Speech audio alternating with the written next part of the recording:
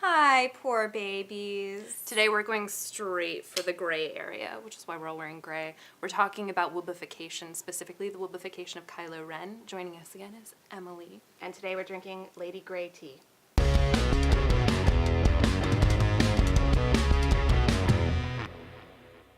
We wanted to start out with the definition of a Wooby. This is from TV Tropes. A Wooby is a name for any type of character who makes you feel extremely sorry for them. Basically, the first thing you think to say when you see the Wooby is, "Oh, poor baby." An important aspect of the Wooby is that their suffering must be caused by external forces. A character who suffers as the result of their own actions is a tragic hero and does not qualify.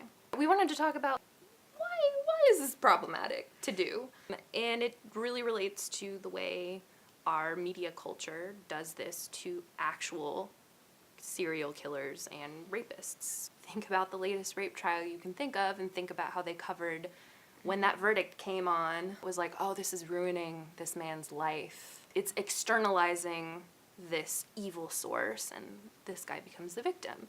So obviously this is terrible. There's a very specific kind of person who gets whoopified, and that is white men. Moderately attractive. Moderately debatably. attractive, debatably attractive white men. But like we as a culture, like part of our institutional racism is the desire to find external forces on which to blame the bad and criminal behavior of white men. Because it's not in their nature to do this thing. Right. Something else must be the cause. You don't see people woobifying Silva. From Skyfall, Yeah. the character played by Javier Bardem. There wasn't like a fan base that cropped up around him saying, "Oh, poor baby." He's misunderstood. The way you do get with Loki. Yeah. Yeah. And Or- new entrant to Or this Kilgrave. this group, Or Kylo Ren. Kylo Ren, Take a moment. Work out your feelings. is a complicated character, which is a good thing. It's a good thing to complicate this Yes. thing.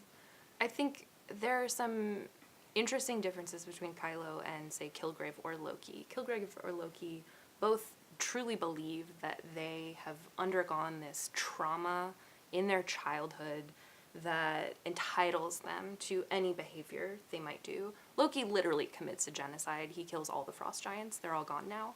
Kilgrave manipulates and murders hundreds of people. What's so great about Kilgrave is that they actually use him to interrogate the morality of mind control. Like, you have Obi-Wan Kenobi, who those aren't the droids you're looking for, and nobody thinks about the Stormtrooper. Now I do. Right, After well, Kilgrave, I do. now Yeah. Finn and Kilgrave have given us, like, the two sides of that, Yeah. which are Stormtroopers are people, and That's messed mind up. control is messed up. Kilgrave and Loki also use their emotions to manipulate the victims of their abuse.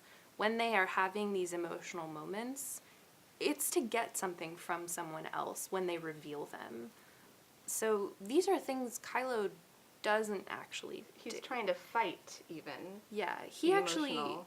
He's trying to fight showing any of his emotions. That is the reason he needs to wear the helmet. But especially any of the positive ones. Yeah, he would yeah. never... Vulnerable ones. He doesn't want to admit vulnerability or... sadness or despair And or yet, love. it's all over his face. Yeah. Which is why I am constantly being tempted to woobify Kylo Ren, because when he's not wearing his mask, and this is a credit to Adam Driver, his pain is just so visible. And he's not in control of it. He's actually not using it to manipulate anyone. No, he would really, really like you to ignore it, please and thank you. He also does have a trauma that is real. In the novelization, Snoke is a child predator. He gets to him when he was 10 years old. It's a really interesting small, with Kylo Ren and with Finn also, child soldiers who are taken at an age and then indoctrinated into this culture of violence.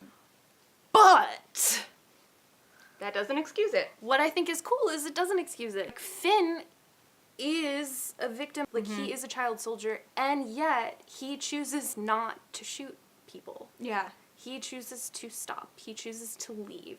To he do chooses the right to thing. get out as much as he needs a pilot, but yeah. Kylo Ren sort of digs himself even further into the hole by killing his father. There's an intense sense of entitlement for him, both to power that he feels like he's inherited from Darth Vader, and to acting out in any way that he sees fit because of this trauma. At the end of the day, it's like cool motive, still murder. I'm gonna always love Brooklyn Nine-Nine for giving us So that. good. So good. But it is complicated. He is a victim of abuse. Right, the cycle of abuse is a real thing, and it's really complicated, and it's really important for us all as humans to understand it, because there's not a person in the world that it hasn't affected in some way. Yeah. I personally, like, you have to figure out what you forgive, I guess.